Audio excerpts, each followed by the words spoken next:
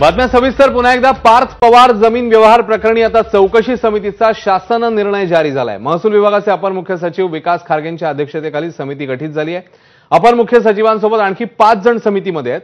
पुढच्या 1 महिन्यात चौकशी करत अहवाल सादर करावा असे निर्देश देण्यात आले। त्यामुळे या घडीची मोठी अपडेट आहे आणि हाच तो शासन निर्णयाचं पत्र जे आहे ते आपल्या टीव्ही स्क्रीनवर आपण बघताय। 5 जणांची समिती या जमीन व्यवहाराची चौकशी करेल। 1 महिन्यांची चौकशी समितीला मुदत देण्यात आली आहे। 1 महिन्यानंतर चौकशी समिती अहवाल सादर करेल। अभिषेक मुठा ताजे अपडेट्स देत आहेत। अभिषेक, आता चौकशी समिती गठीत झाली आणि 1 महिन्याचा कालावधी आहे समितीकडे।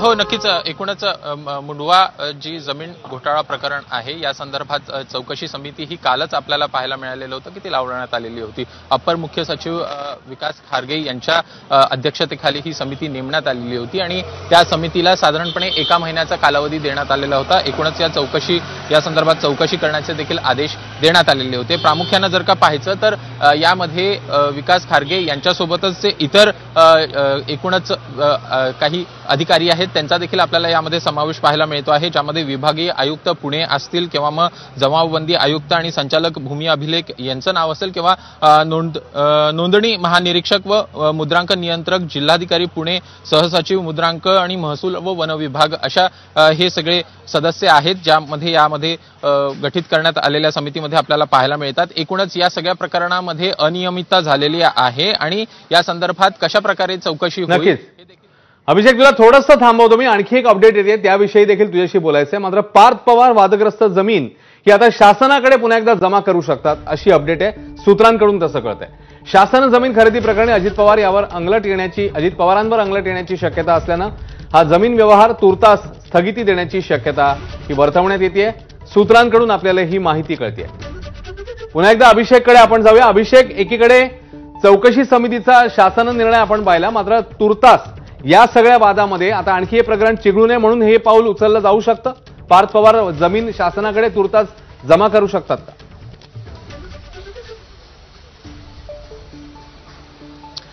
नक्कीच। एकूणच हा जर का व्यवहार पाहायचा तर हा पूर्णपणे अनियमितताचा आहे हे स्पष्ट होत आहे।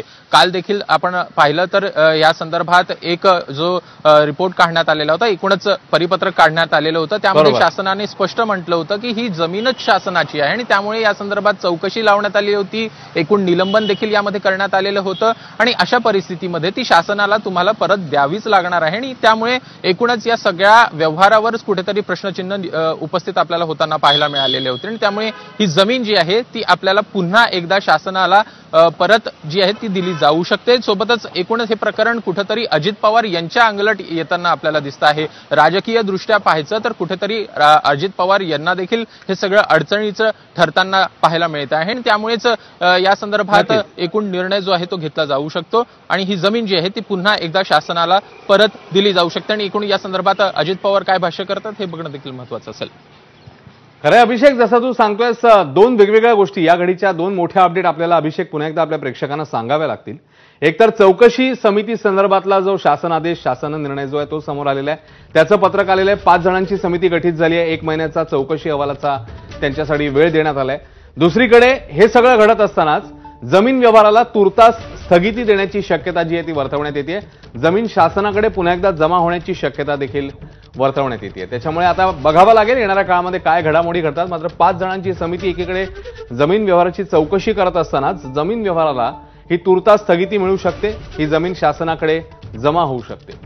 तर या घडीच्या 2 मोठ्या बातम्या आहेत या संदर्भातल्या। कालपासून हे प्रकरण जे आहे ते सातत्याने समोर आलेलं होतं। अजित पवारांनी काही वेळापूर्वीच मुख्यमंत्र्यांची भेट देखील घेतली होती आणि या सगळ्या पार्श्वभूमीवर आता या 2 घटना आपल्याला बघायला मिळतात। एक तर चौकशी समितीचं गठन, दुसरी गोष्ट म्हणजे ही जमीन पार्थ पवार पुन्हा एकदा शासनाला परत करू शकतात। पुन्हा एकदा अभिषेककडे जाऊया। अभिषेक, एकीकडे मुख्यमंत्री आणि अजित पवारांच्या गाठीभेटी आणि त्याच्यानंतर सातत्याने लागोपाठ या 2 बातम्या अशा प्रकारे येणं, त्यामुळे कुठेतरी आता याच अनुषंगाने या भेटीगाठी होत्या का अशीही चर्चा आहे। अभिषेक,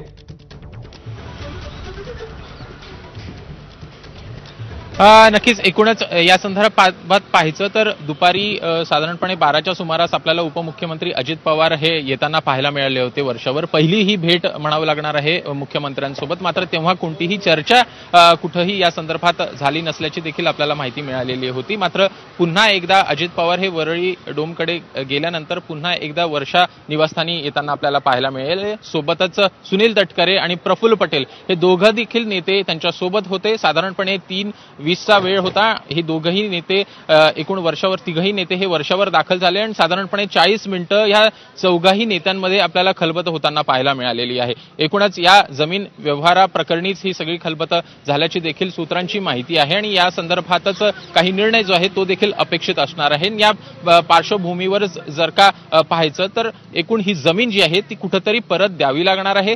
शासनाची ही जमीन आहे आणि शासनाची जमीन ही अशा प्रकारे लाटता येत नाही. कुठंतरी गैरव्यवहार या सगळ्या यामध्ये झालेला आहे. अनियमितता दिसते आहे आणि या अनियमिततेसाठीच सरकारकडनं ही चौकशी लावण्यात आल्याचं पाहायला मिळतं आहे. एकूणच राजकीय दृष्टीनं पाहायचं तर अजित पवार यांना कुठंतरी हे प्रकरण अडचणीचं ठरताना आपल्याला दिसतं आहे आणि त्यामुळेच या संदर्भात कुठंतरी ही जमीन परत देऊ केली जाऊ शकते. या संदर्भातली स्वतः घोषणा जी आहे ती देखील अजित पवार आपल्याला करताना पाहायला मिळू शकतात. एकूणच या संदर्भातली देखील माहिती सूत्रांकडनं मिळते आहे. एकूण या संदर्भात थोड्याच वेळात अजित पवार बोलणार असल्याचं कळत आहे. नेमकं माध्यमांना ते काय प्रतिक्रिया देतात हे बघणं देखील महत्वाचं असेल. खरं अभिषेक, मी तुला तेच विचारणार होतो. काल अजित